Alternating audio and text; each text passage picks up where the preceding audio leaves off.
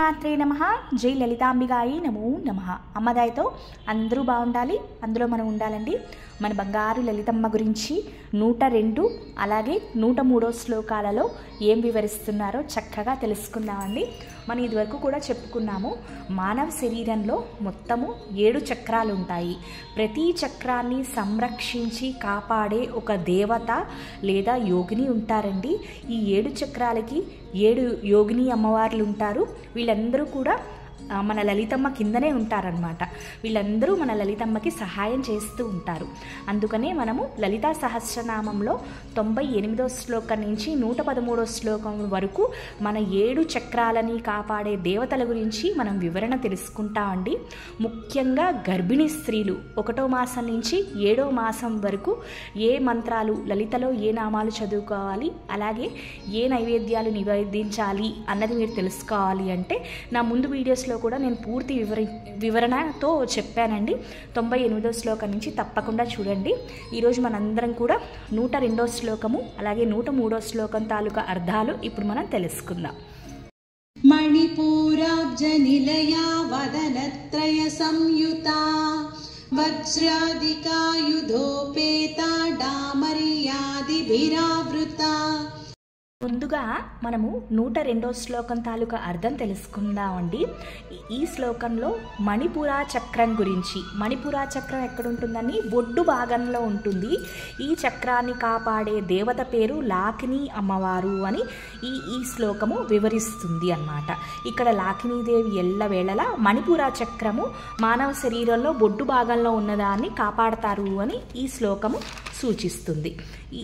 ఇంకొక ముఖ్యమైన విషయం అండి, ఈ లాకిని అమ్మవారు అంట 3వ నెలలో ఉన్న గర్భిణీ స్త్రీలు ఆ శిశువుకి కాళ్ళు చేతులు మొదలవుతాయంటండి.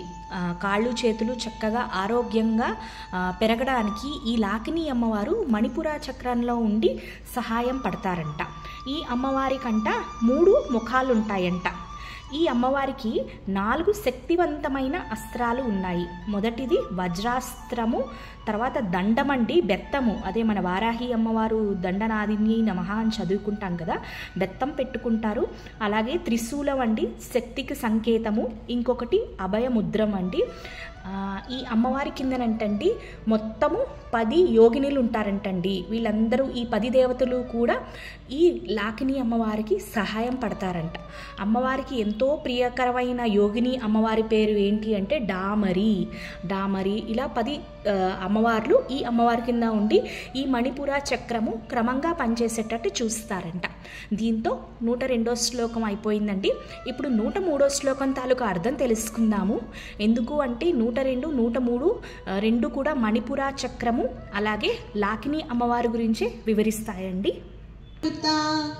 రక్తవర్ణా మాంసనిష్ఠా గుడాన్న ప్రీతమానసా సమస్త భక్త సుఖదా లాకిన్యంబా స్వరూపిణి.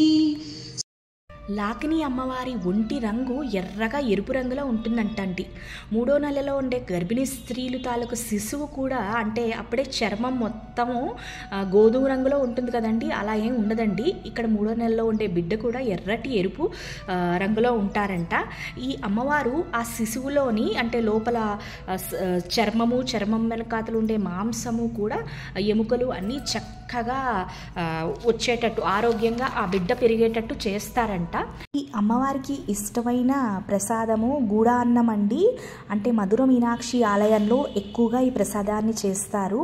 అన్నము, బెల్లము, పాలు, నెయ్యి, కొంచెము యాలక్కాయల పొడి వేసి ఈ గుడాన్నము చేస్తారండి. తప్పకుండా 3వ మాసంలో గర్భిణీ స్త్రీలు తప్పకుండా ఈ గుడాన్నాన్ని అమ్మవారికి నివేదించుకుని ఈ మంత్రం చదువుకుంటే చాలా చాలా మంచిదండి. లలితమ్మ పటం ఎదురుకుండా ఈ ప్రసాదాన్ని పెట్టుకుని ఇలా చదువుకోండి. స్వరూపిణి ఓం లాకిన్యాంబ స్వరూపిణి, ఓం లాకిన్యాంబ స్వరూపిణి అని 503వ నామం అండి. చక్కగా చదువుకోండి. మీ బిడ్డ తాలూకా ఎముకలు అలాగే కాళ్ళు చేతులు చక్కగా ఆరోగ్యంగా పెరుగుతాయి అని 103వ శ్లోకము వర్ణిస్తుంది. ఈ అమ్మవారు అంట అందరి భక్తులకి కావాల్సిన కోరికలు సంతోషాన్ని అన్నీ తీర్చే బంగారు తల్లంట. దీంతో 102వ శ్లోకము 103వ శ్లోకము లాకినీదేవి గురించి మణిపూర చక్రం గురించి చక్కగా తెలుసుకుందామండి. ఈ వీడియో నచ్చితే తప్పకుండా లైక్ చేయండి, కొత్త వాళ్ళు సబ్స్క్రైబ్ చేసుకోండి. శ్రీమాత్రే నమః. లోకా సమస్త సుఖినో భవంతు.